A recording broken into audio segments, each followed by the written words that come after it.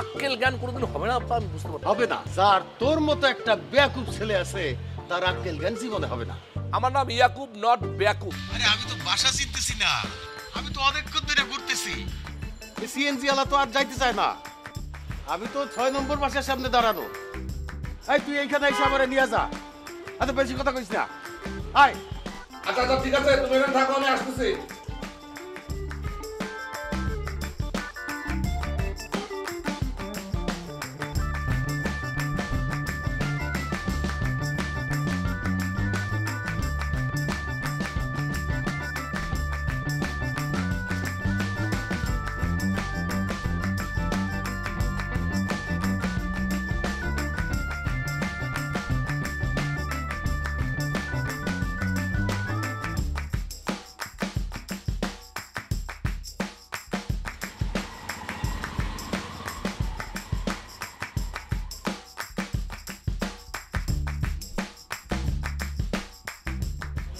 মুরগি, দই, লাউ, দুধ, বস্তা। আচ্ছা আব্বা, আব্বা এগুলো কি? মানে তোমার কি আক্কেল জ্ঞান কোনোদিন হবে না আব্বা, আমি বুঝতে পারতেছি না। হবে না।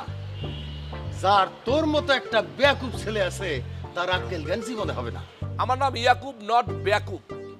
আর তুমি এই ধরনের অপমানজনক কথাবার্তা রাস্তাঘাটে, জনপদে, ওপেন জায়গায় সবসময় করে থাকো, এবং সেটা নন স্টপ, মানে বিরতিহীন ভাবে। এই তুমি হাসো কেন? আমি হাসির কথা বলছি, আমি আমার দুঃখের কথা বলছি, আমার ভিতরের কষ্টের কথা বলতেছি। আর উনি হাসতেছে। তোমার এই চাচা কোনোদিন আমাকে মানুষই মনে করে না, বুঝতে পারছো? আরে ইয়াকুব, আমি তো নিজেরই মানুষ মনে করতে পারতেছি। এইটা অবশ্য তুমি একটা ঠিক কথা বলছো।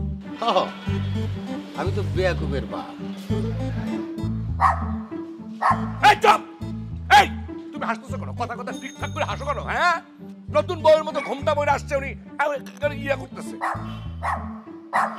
এই চুপ! চতুর্দিকে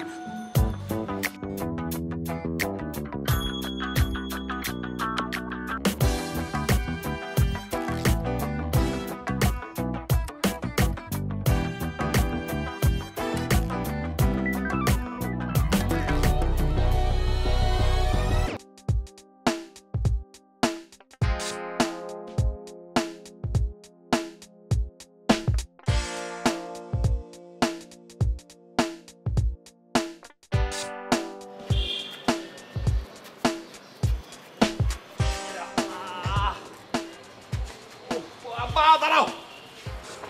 আচ্ছা আব্বা, আমার একটা কথা বলো তো, কোন দুঃখে এইসব জিনিস ঢাকায় নিয়ে আসছো? ঢাকায় কি এগুলো পাওয়া যায় না? প্রতিটা রাস্তার মোড়ে মোড়ে ভ্যানের ভিতরে লাউ, এই মুরগি, দুধ, এই বস্তার ভিতরে জিনিসপত্র, দই, কি না পাওয়া যায়? কোন দুঃখে নিয়ে আসছো এগুলা?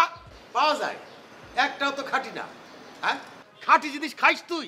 2টা বছর বাড়িতে যাইস না, খাঁটি জিনিস খাবি কিভাবে? বাড়ি যাওয়ার মতো অবস্থা আছে? বাড়ি যাওয়ার মতো হাল রাখছো? একবার তো গেছিলাম, যাওয়ার পরে মনে করো শেষ পর্যন্ত নদীর স্বাদ